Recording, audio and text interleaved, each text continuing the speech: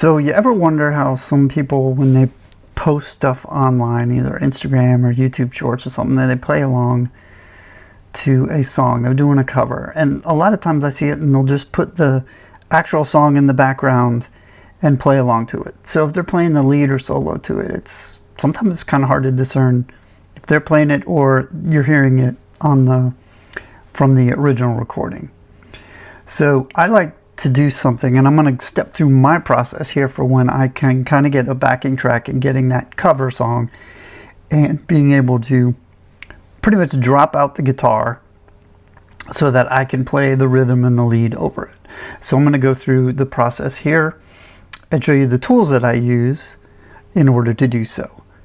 So we're going to start out at ultimateguitar.com. Now I have I pay for the subscription, and you have thousands and thousands and thousands of tabs that are pretty good here. Come up here, and then I'm going to do Top of the World, which is the song you heard at the beginning. Type it in, and then you get your suggestions. So Top of the World, not the Carpenter song, actually the Van Halen song. So here we go.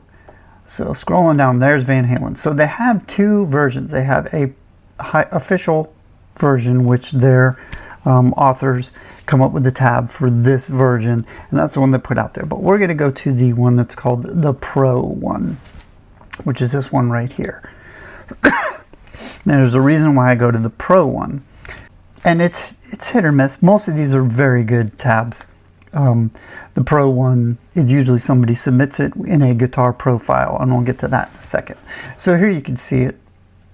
Here it is, and you have the different distortion 1, distortion 2, solo distortion. They got the drums, they have bass, and they have flute is the vocals.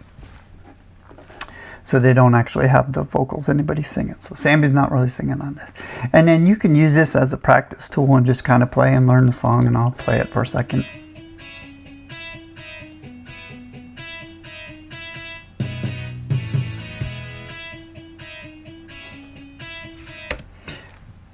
Doesn't really sound that much like a guitar, but it's a good practice tool, and it kind of steps you through how to play it. But I take it a step further than that, is that if you scroll down to the bottom, you will see Download Guitar Pro tab.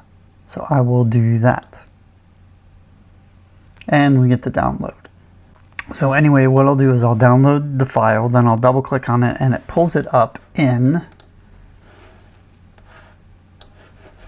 Guitar Pro. Now this is both, I'm linked both to Ultimate tabs below, but also Guitar Pro software, which you can purchase for Mac PC. This software is, I've been looking for something like this for a while. It's so I can author in tablature.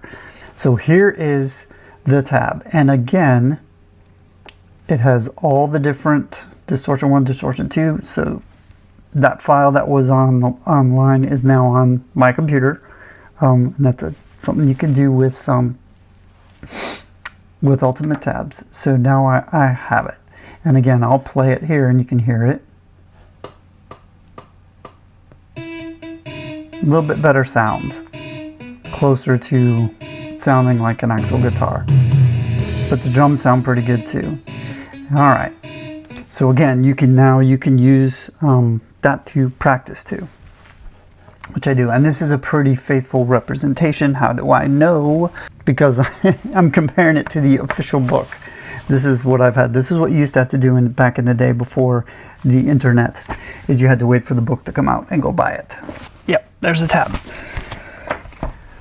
Alright, so here's the thing to do here with Guitar Pro, and this is the cool thing, is that you go up and you go to export. So file, export. You probably can't see the top. Export, go down to audio.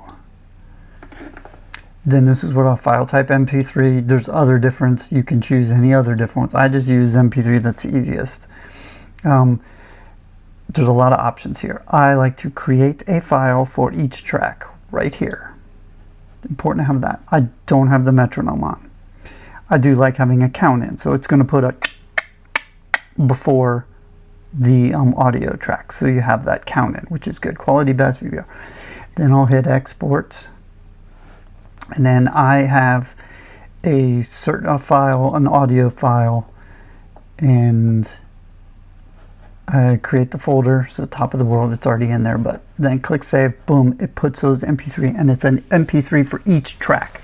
So then, once I have those files, oops, let's pull them up. Here they are. This is the cool part about GarageBand, is that I'll just select all those and drag them over into GarageBand, and it drops each one of those tracks its own track.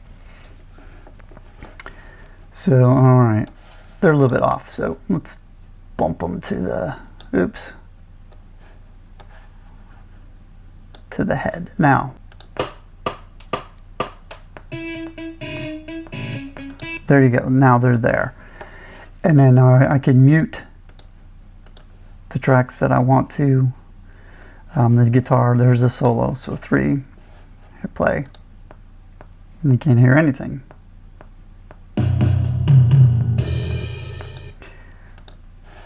What I like to do, I like bass. I will do this because I'll use amplitude 5, and I have like a bass setting, so a bass tones. So I'll go up here and I'll go find my bass.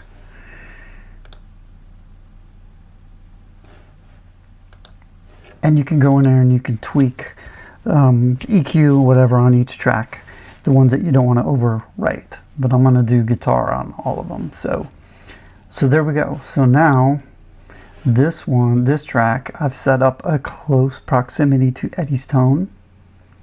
Bring it up so you can see it. There it is. There's an amplitude. That's the 5150. Pretty much dry setting, and I got it for Van Halen Unlawful, the tone, and then you have a backing track. So let's play along. There's a track.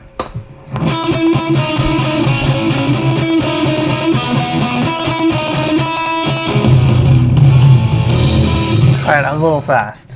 I was a little faster, but you get the idea. And that's how you can then create, play over, and I don't have to go in and do drums or bass or even vocals. Well, you don't want to do vocals on this. I'm going to silence that. But anyway, that's how I do that, and then I'm able to play over it and record, and I'm not playing over the actual recording. I'm playing over, like, I got a backing band, playing this cover of Van Halen Top of the World, and that's how I like to do things. If you made it this far in the video, thanks for watching. I hope these kind of tools helped you out. If you haven't already, please like and subscribe. Subscribe to this video. That helps out the channel immensely. It allows me to do stuff like this. Thanks for your time and have a great day. And Ed's birthday is tomorrow. So happy birthday, Eddie. That's why I'm doing all this, is because I want to post something for Ed's birthday. So thank you for your time.